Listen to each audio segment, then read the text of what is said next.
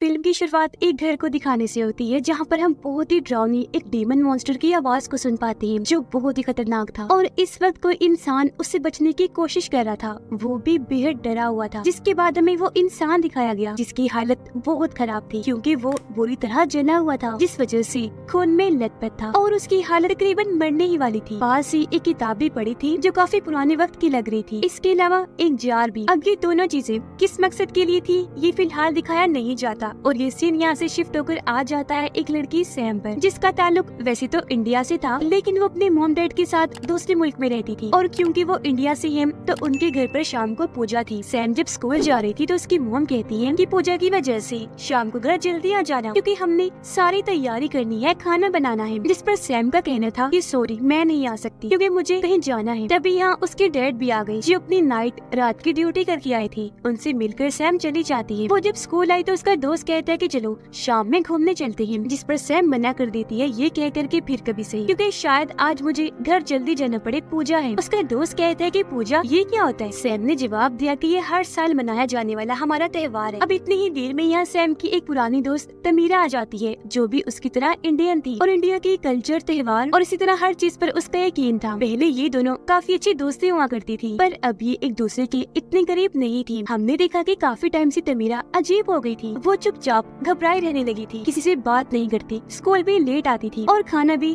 छुप कर ही खाया करती थी। और सबसे अजीब बात, उसके हाथ में हमेशा एक जार हुआ करता था जिसे वो हर जगह अपने सांसत लिए फिरती थी। अब इन दोनों में से सैम तमीरा से दूर हुई थी ताकि वो इस तरह अपने इंडियन कल्चर से भी दूर रह सके, यहाँ के लोगों में घुल मिल जाए, उनके जैसी हो जाए और वो इसे कबूल कर ली। उनकी टीचर भी सैम से तमीरा के बारे में बात करती है कि वो अकेली रहने लगी है। इस पर सैम जवाब देती है कि मुझे कोई फर्क नहीं पड़ता क्योंकि जाहिर है वो उसे इंडियन कल्चर से दूर जाना ही था। ये भी कहती है कि वो बच्ची नहीं है, अगर उसे कोई मसला हुआ तो वो खुद हल कर लेगी। अब जब सैम अपनी दोस्त के साथ बैठी हुई थी तो तब यहाँ से तमीरा गुजरती है। उसकी दोस्त कहती है कि अब तो मुझे तमीरा को देखकर डर लगता है, उसकी हालत ही अजीब है। अच्छा ये जो जार हाथ में लिए घूमती है क्या ये कोई कल्चर है तुम्हारा। जिस पर सैम साफ साफ मना कर देती है कि नहीं हमारे यहाँ तो ऐसा कुछ नहीं होता। अब तमीरा जो अपने घर की तरफ जा रही थी वो बार बार कोई मंत्र बोले जा रही थी और तभी हम उसकी बैग से खून निकलता हुआ देखते हैं। वो जब घर गई तो बैग में से रॉ मीट यानी कच्चा मांस निकालती है, फिर डरती डरती बोतल का ढक्कन खोलती है। उसकी हाथ कांप रही थी और मांस को वो जल्दी से जार में डालकर फौरन ढक्कन बंद कर देती है और एकदम से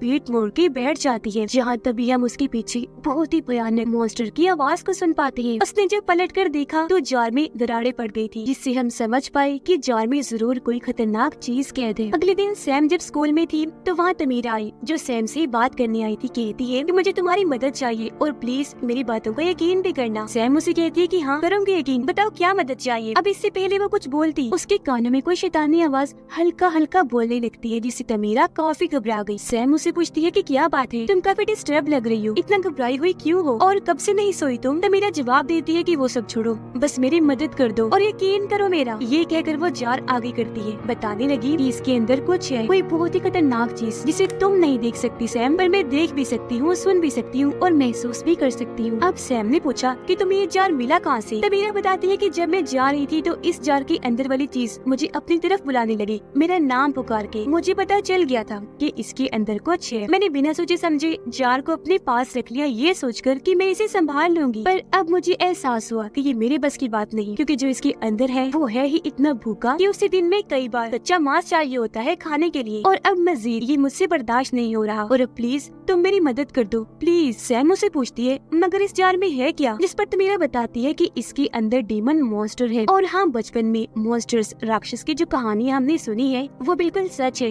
मुझे साबित हो गया है। पर सैम उसकी बातों को यकीन ना करते हुए उसे पागल कह देती है। अपनी बात को साबित करने के लिए तमीरा उसके सामने वो जार करती है पर सैम ने हाथ मारकर वो जार ही तोड़ दिया और अब जैसे उसका कांच गिरकर बिखरा जमीन पर काला धुआं फैल जाता है जिसे देखकर तमीरा काफी डर गई और घबराते हुए वहाँ से भाग जाती है। सैम भी उसके पीछे पीछे जाती है और अपने बर्ताव के लिए उससे माफी मांगती है पर अब वो रुककर बिना कुछ कहे फिर से वो मंत्र जोर जोर से बोलने लगती है जिसके साथ ही वो सैम के पीछे किसी मॉन्स्टर को आता हुआ देखती है जो तमीरा के अलावा और किसी को दिखाई नहीं दे रहा था। पर उसे देखकर उसकी हालत अब और खराब हो गई। ये देखकर सैम वहाँ से जाती है ताकि मदद ला सके पर तभी यहाँ कोई ना दिखने वाली ताकत आकर तमीरा पर हमला कर देती है और उसे उठाकर अपने साथ अगवा करके ले जाती है और बस यहाँ हम तमीरा की चीखों की आवाजें ही सुन पाते हैं। अब तमीरा जो कि गायब हो गई थी उसकी वजह से हर कोई काफी परेशान था। टीचर ने आखिरी बार उसे देखा था, इसीलिए वो सैम को बताती है कि तमीरा की मॉम को भी नहीं पता है कि वो कहाँ है। उन्होंने गायब होने की रिपोर्ट लिखवाई है पर उसका कुछ अता पता नहीं है। जो सुनकर वो काफी घबरा गई और जल्दी से घर आ जाती है। अब हम तमीरा को बहुत घबराया हुआ देखते हैं, जो एक जगह पर कैद थी और वो डीमन मॉन्स्टर उसके आस पास ही मंडरा रहा था और बार बार उसे पीट कर बुरी तरह मार भी रहा था, जिस वजह से तमीरा को चोटें तो लग ही रही थी, साथ ही वो जुदस्ती भी जा रही थी। जिसे शुरुआत वाला इंसान झुलसा हुआ था, यानी कि तमीरा को जख्मी करने वाला और उस इंसान को करने वाला ये डीमन मॉन्स्टर ही था। शाम में जब सैम अपने घर थी तो यहाँ पूजा चल रही थी। बहुत सारे लोग भी यहाँ आए हुए थे, यहाँ तक कि तमीरा की मोम भी। यहाँ सैम की मोम सबको कहती है कि आज यहाँ हम तमीरा के लिए भी दुआ करेंगे कि वो जल्दी मिल जाए। अब सारी तो दुआ करती है पर सैम नहीं करती, क्योंकि जाहिर है ये सब उसे पसंद नहीं था। वो नहीं चाहती थी कि मेरे कल्चर के बाकी लोग जो कर रहे हैं मैं भी वही करूँ। अब यहाँ एक औरत कहती है कि जैसा ऑफिसर के साथ हुआ वैसे तमीरा के साथ ना हो जाए। अब ऑफिसर का सुनकर सैम उसके बारे में अपने डैड से पूछती है, जिस पर वो कहती है कि हाँ मैं मिला था उनसे, पर पहले ही नजर में मैं समझ गया था कि उनके साथ कोई गड़बड़ है, क्योंकि वो सबसे यहाँ तक कि अपने कल्चर से भी दूर भाग रही थी। फिर मैंने उनके बेटे करण को देखा जो अपने आप से ही बातें कर रहा था, और उनके साथ हुआ क्या इसका मुझे अंदाजा नहीं। ये जानकर सैम घर से जाने लगी। उसकी मॉम कहती है कि कम से कम पूजा के दिन तो रुक जाओ, पर वो कोई बात सुने बगैर चली जाती है। वो स्कूल जाती है और उसी जगह पर आई जहाँ उसने तमीरा से बात की थी। यहाँ तमीरा की किताब पड़ी हुई थी जो उस दिन गिर गई थी, जिसे सैम उठा लेती है और अब चेक करने पर उस पे करण का नाम लिखा हुआ था, यानी कि ये किताब उसकी थी। फिर अंदर से चेक करने पर उसे काफी अजीबोगरीब चीजें देखने और पढ़ने को मिलती है। वहाँ लिखा गया था कि उसे कैद करके बर्तन या जार में ही बंद रखना होगा। 7 नंबर भी कई बार लिखा हुआ था। इसके अलावा डरावने मॉन्स्टर, डीमन के ख्यालों, सपनों की तस्वीरें भी बनी हुई थी। पर यहाँ सैम को कुछ भी समझ नहीं आती। तभी उसके पास उसके दोस्त की कॉल आ जाती है, जिससे मिलने वो चली गई। वो पहले यहाँ उसे तमीरा के बारे में पूछती है, पर उसके दोस्त ने जब कुछ नहीं बताया तो वो करण के बारे में उससे पूछने लगी, जिस पर उसका दोस्त सैम को एक जगह पर लेकर गया और बताता है कि करण की कुछ महीने पहले ही मौत हो गई है और बिल्कुल यहाँ हुई थी। उसकी मौत पूरी तरह जलने झुलसने की वजह से हुई थी। पर यहाँ एक अजीब चीज नोटिस करने वाली थी कि वहाँ जलने जैसा कोई निशान, कोई काला निशान तक नहीं था, जिसका मतलब था कि वो बिना आग के ही जला था। जिसके बाद ये दोनों करण के खाली पड़े घर में जाती हैं, जहाँ पर उसके मॉम डैड की भी लाशें बुरी हालत में मिली थी। जी हाँ, वो सब खत्म हो गई थी। पर अब जब ये करण के कमरे में गई चेक करने तो वहाँ वही निशान बने हुए थे जैसे उस किताब में थी। पर यहाँ पर एक नया निशान ऐसा था जिसका मुंह बहुत बड़ा था और उसके अंदर से छोटे छोटे बच्चों जैसे निशान निकल के बाहर फैल रहे थे। अब बाहर इन्हें पुलिस की आवाज आई, इसलिए ये वहाँ से चले जाते हैं। अब रात को जब सैम सो रही थी तो उसे तमीरा के बारे में डरावने सपने आने लगे, जिनसे डरकर वो जाग गई और जाकर अपनी मॉम से बात करने लगती है। पर उसकी मॉम ठीक से जवाब नहीं देती, क्योंकि पूजा वाले दिन वो चली गई थी, जिस वजह से वो नाराज थी। उसकी मॉम कहती कि उस दिन तो तुमने जो किया सो किया, पर तुम तो अपने नए दोस्तों को भी घर नहीं लाती और अपनी जुबान बोलकर उन्हें कुछ नहीं कहती। तुम आखिर क्यों पूजा, उसके खाने और अपने कल्चर से चिढ़ खाती हो? जिस पर सैम को गुस्सा आ गया। वो कहती है कि मॉम, अगर हमने इसी तरह अपने कल्चर पर ही चलना था तो फिर हम इस दूसरे मुल्क में आए ही क्यों? वहीं रहना था ना। जो कहकर वो यहाँ से चली गई। वो अब अपने दोस्त के साथ फिर से करण के घर गई, क्योंकि कल रात वो किताब वहीं भूल गई थी। यहाँ आकर उसने बताया कि मैं और तमीरा बचपन से दोस्त थी, पर बड़े होकर मैंने अपने दोस्त बदल लिए ताकि माहौल को भी बदल सकूं। अब इसमें मेरा साथ तमीरा ने नहीं दिया तो मैंने उसे छोड़ दिया। वो ये बातें बता ही रही थी कि तभी उसे अंदर से आवाजें आने लगी, जिनका पीछा करते करते वो घर के अंदर ही जाती रही। वो इन आवाजों में इतना खो गई कि बाहर अपने दोस्त का उसे कोई ख्याल नहीं रहा, क्योंकि तभी कोई ना नजर आने वाली ताकत उसके दोस्त पर भी हमला कर देती है और बुरी तरह उसे मार डालती है। और जब बाहर आकर सैम ने ये सब देखा तो उसकी होश उड़ गई और वो फुट फुट कर रोना शुरू कर देती है। उसे कुछ समझ नहीं आती कि ऐसा क्यों हो रहा था, जिस वजह से वो हर वक्त परेशान रहने लगी थी। उसकी मॉम भी परेशान लग रही थी और अपने मुल्क में अपने असली घर में वापस जाने का कहती है, क्योंकि यहाँ के लोग वैसे भी उन्हें अपना नहीं रहे, अजीब नजरों से उन्हें देखते हैं। यह सैम को परेशान देखकर उसके डैड वजह पूछते हैं, पर उसके कुछ भी ना बताने पर सैम की मॉम को गुस्सा आ गया। वो कहती है कि इसे पता नहीं क्या होता जा रहा है, ये हर चीज से दूर भागती जा रही है और ये हमें इसी वजह से कुछ बताना भी नहीं चाहती। अब हमें तमीरा दिखाई गई। पता चला कि उसे और कहीं नहीं बल्कि करण के घर पर ही कैद करके रखा गया है और वो वहाँ से कई बार भागने की कोशिश करती है, पर मॉन्स्टर उसे हमेशा खींचकर वापस पीछे ले आता है। सैम जब अपने कमरे में थी तो उसे नीचे से आवाजें आने लगती है। वो जब नीचे गए चेक करने तो वहाँ उसकी मॉम रो रही थी। ये उन्हें चुप करवाती है, पर ये उसकी मॉम नहीं बल्कि वही मॉन्स्टर था जिसने उसकी मॉम का रूप लिया हुआ था और अब वो सैम पर हमला करने के लिए आगे बढ़ा, जिस वजह से डरकर वो यहाँ से भाग गई, जिसके साथ ही उसकी आँख खुल गई, क्योंकि ये दरअसल सिर्फ एक बुरा सपना था। पर सपने में ही सही उसने आज यहाँ उस मॉन्स्टर को को देख ही लिया था। अब अगले दिन सैम स्कूल जाकर अपनी टीचर को वो सब कुछ बता देती है जो कुछ उसके साथ हो रहा था। कहती है कि मैं हर चीज से दूर होती जा रही हूँ, किसी से खास बात भी नहीं करती, और एक चीज है जो हमेशा मुझे डराती है, मैंने उसे देखा भी है, उसने ही मेरे दोस्त को मारा है। वो चीज मेरे साथ अजीब चीजें ऐसे करती है कि कभी मुझे डरावने सपने दिखाती है तो कभी उल्टे सीधे ख्याल, और मुझे पूरा यकीन है कि उस चीज ने तमीरा के साथ कुछ गलत करके उसे गायब किया है। पर ये सारी बातें सुनकर टीचर को यकीन नहीं आता, बिल्कुल वैसे जैसे पहले सैम को तमीरा की बातों पर नहीं आ रहा था। अब जैसे तमीरा को उस वक्त मॉन्स्टर दिखा था, सैम को नहीं, वैसे अब यहाँ सैम को दिखने लगा था जिसे टीचर अब नहीं देख पा रही थी। पर अब सैम इतना डर जाती है कि जल्दी से यहाँ से भाग गई। सैम जब घर पर थी तो टीचर उसे कॉल करती है क्योंकि सैम को करण की जो किताब मिली थी उसके अंदर की तस्वीरें लेकर उसने टीचर को भेजी थी, जिनके बारे में जानकारी टीचर ने निकाल ली थी। और अब वो सैम को बताती है कि वो चीज जिसके बारे में तुम बात कर रही थी वो असल में एक डीमन मॉन्स्टर है जो दरअसल ईस्ट इंडिया से है। ये इतने खतरनाक और बुरे मॉन्स्टर्स हैं कि ये कच्चा मांस खाने के बाद आत्मा को भी निगल जाते हैं। इन्हें ज्यादातर किसी ढक्कन वाले बर्तन या जार में कैद किया जाता है। अब पहले के बड़े लोग जो गुजर गए हैं वो इन डेमन मॉन्स्टर्स को कैद करने के लिए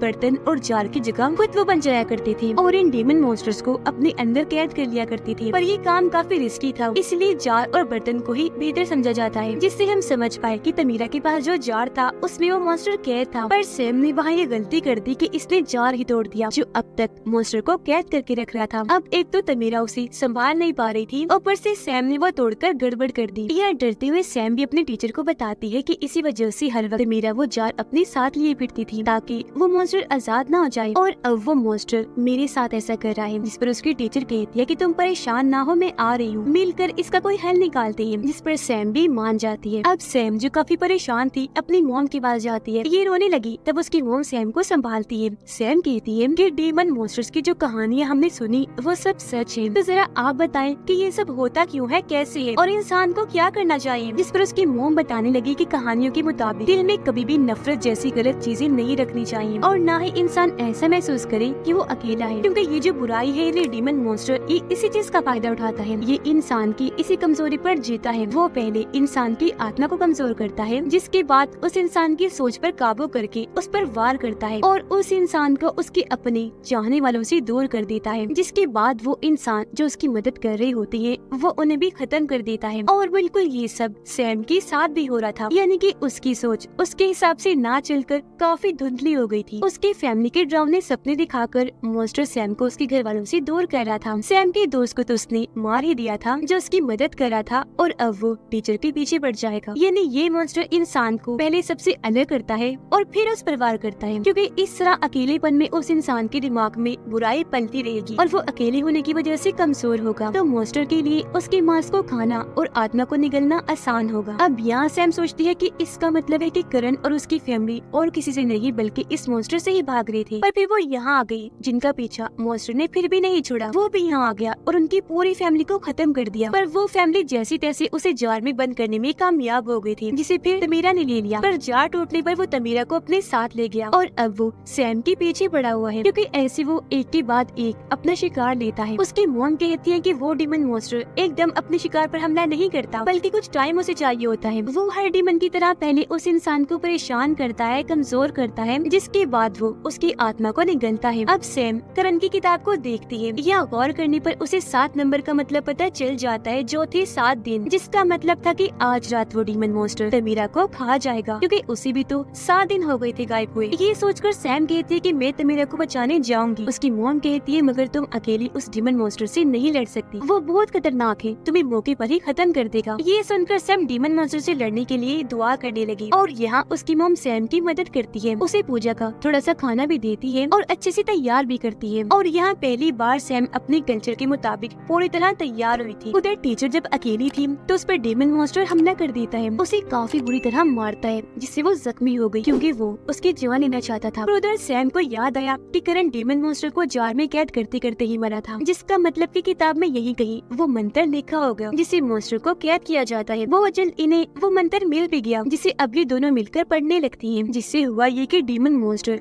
टीचर को छोड़कर यहाँ से चला जाता है। पर थोड़ी ही देर में वो इन दोनों माँ बेटी के पास आ गया, इन पर हमला करके काफी जख्मी कर देता है। पर उसकी मॉम हिम्मत नहीं हारती और मंत्र को पढ़ती ही रहती है, जिस वजह से वो डीमन मॉन्स्टर यहाँ से चला जाता है। अब तभी सैम सोचती है कि आखिर तमीरा कहाँ हो सकती है, जो सोचकर वो करण के घर आ गई, जहाँ उसे तमीरा तो नहीं लेकिन वो डीमन मॉन्स्टर मिल जाता है। वो उसे मारने के लिए सैम के पीछे पड़ जाता है, तब वो अपनी जान बचाने के लिए आगे बढ़ती रहती है। वो सीढ़ियों से नीचे आई और यही वो जगह थी जहाँ पर डीमन मॉन्स्टर ने तमीरा को कैद किया हुआ था। यहाँ वो बुरी हालत में पड़ी हुई थी क्योंकि अपनी मौत को कबूल करके हार मान चुकी थी। अब सैम उसे जगाने की कोशिश करती है, लेकिन तभी उसके सामने वो डीमन मॉन्स्टर आकर खड़ा हो जाता है, जिसका रूप हम यहाँ पहली बार देख पाते हैं, जो सच में बेहद डरावना था। अब यहाँ सैम अपना दिमाग लगाती है, वो मंत्र पढ़ने लगी ताकि डीमन मॉन्स्टर बोतल में कैद हो जाए, पर वो दोनों क्योंकि कमजोर थी इसलिए डीमन मॉन्स्टर उसे तकलीफ देकर बोतल ही तोड़ देता है। ये देखकर तमीरा हिम्मत करती है और अब उसने ये मंत्र पढ़ना शुरू कर दिया था। दोनों क्योंकि एक दूसरे की मदद कर रही थी इसलिए यहाँ इनकी दोस्ती फिर से पहले जैसी हो जाती है, और क्योंकि एक अच्छी चीज उनके अंदर फिर से आई थी तो अब यहाँ डीमन मॉन्स्टर कमजोर होने लगता है। पर यहाँ ये बात टेंशन वाली थी कि अब ये मंत्र तो पढ़ रही है उसे कैद करने के लिए, पर सबसे जरूरी चीज थी वो जार जो इन लोगों से टूट गया था, तो अभी उसे कैद कहाँ करेंगे। पर तभी यहाँ सैम को अपने टीचर और मॉम की कही गई बात याद आती है कि पुराने वक्त के लोग इन डीमन मॉन्स्टर्स को अपने अंदर कैद करते थे क्योंकि जार की जगह वो खुद बन जाती थी। तो अब यहाँ उनकी ही तरह सैम डीमन मॉन्स्टर को अपने अंदर कैद करने का फैसला करती है और पुराने लोगों की तरह एक जार की तरह ही बनकर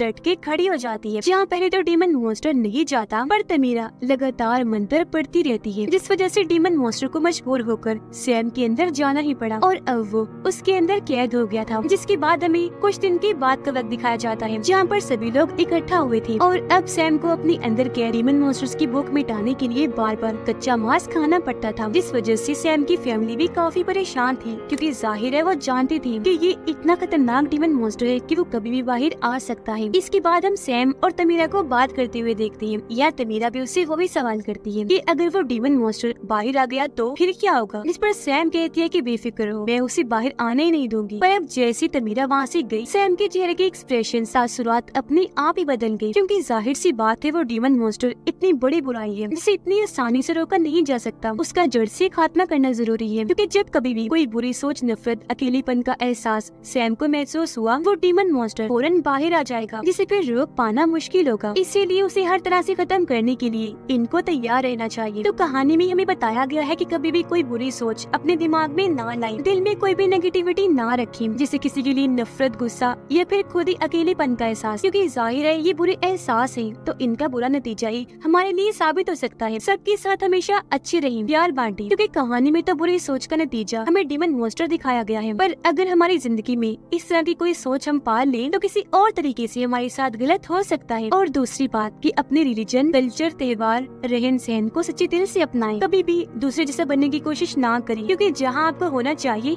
आप वही है और दूसरों से कई गुना बेहतर है। क्योंकि आप बेशक जितनी मर्जी कोशिश करें आखिर में आपको वही चीज अपनानी होगी। और इसी के साथ ये कहानी इधर ही खत्म हो जाती है।